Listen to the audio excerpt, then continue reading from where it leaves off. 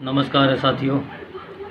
जैसा कि मेरे इस नए चैनल में मैं आजकल हमारे VLI से रिलेटेड जो टॉपिक है उसे डिस्कस करता हूं, तो आज भी इसी तरीके से मैं अपना एक टॉपिक डिस्कस करने वाला हूं। ये टॉपिक है हमारे सब्जेक्ट VLI 224 ICT फंडामेंटल्स के ऊपर, जिसमें सारी की सारी कंप्यूटर से रिलेटेड बेसिक जानकारियाँ हमें समझाई गई है।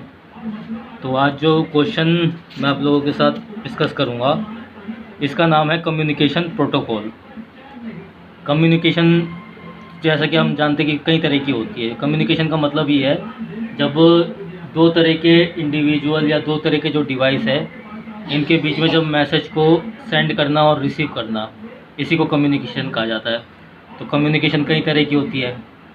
कम्युनिकेशन फ़ोन पे भी होती है, कम्युनिकेशन कंप्यूटर के थ्रू भी होती है, और कम्युनिकेशन कई तरीके से हो सकती है। तो जो हमारा ये सब्जेक्ट है 224 का, वो ICT के ऊपर होता है। ICT यानी कंप्यूटर। तो ये वाला जो क्वेश्चन है कम्युनिकेशन प्रोटोकॉल, ये कम्युनिकेशन हमारा कंप्यूटर कम्युनिकेशन के बारे में है। और प्रोटोकॉल के बारे में जैसा आप जानते हैं, ये प्रोटोकॉल का मतलब होता है सेट ऑफ रूल्स। कुछ नियमों का जो एक सेट होता है, कुछ नियमों का जो एक समूह होता है, उसी को प्रोटोकॉल कहा जाता है।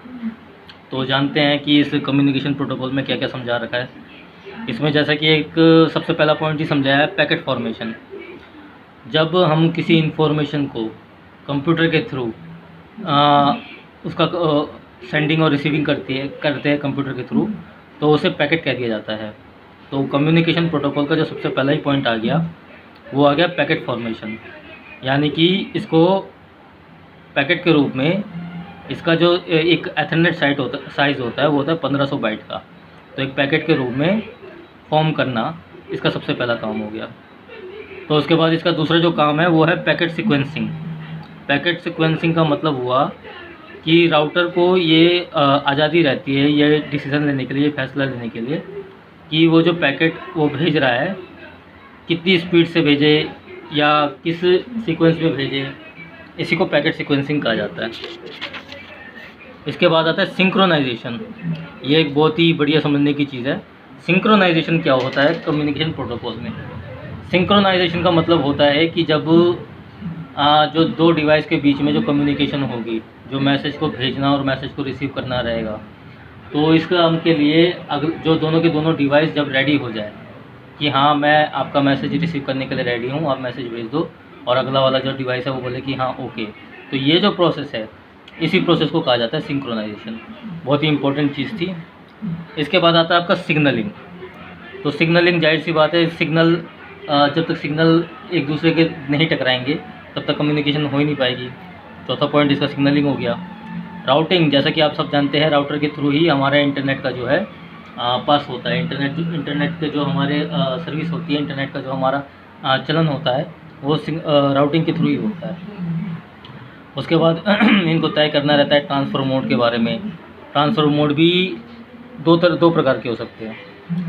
एक होता है एनालॉगस और एक होता है टेलीफोन कम्युनिकेशन। तो यहाँ पर जैसे कि हम कंप्यूटर की बात कर रहे हैं, तो कंप्यूटर का ही पॉइंट लिया जाएगा। इसके बाद आ गया आपका एनकैप्सुलेशन। ठीक है, ये एक तरीके से, जैसे अगर आप किसी को एक लेटर लिखते हो तो उसमें एनवलप को उसको चिपकू के एनवलप के ऊपर एड्रेस लिखते हो, ठीक उसी तरीके से ये कंप्यूटर में होता है एनकैप्सुलेशन।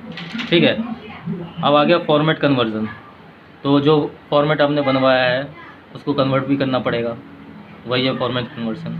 एरर हैंडलिंग, कई तरह के एरर आ सकते हैं, उन एरर को हैंडल करना भी इसका काम रहता है। सेशन, कंप्यूटर में भी मैसेज वो सेंड करने के और रिसीव करने के कई तरह के सेशन होते हैं। और पैकेट लॉस, अगर किसी तरह का पैकेट अगर लॉस हो जाए तो उसको किस तरीके से वापस रिकवर किया जाए, ये सारा इस क्वेश्चन में था। आई थिंक आपको काफ़ी समझ में आया होगा। अगर आपको ये वीडियो पसंद आई हो तो इसे लाइक, शेयर और सब्सक्राइब जरूर करें। धन्यवाद।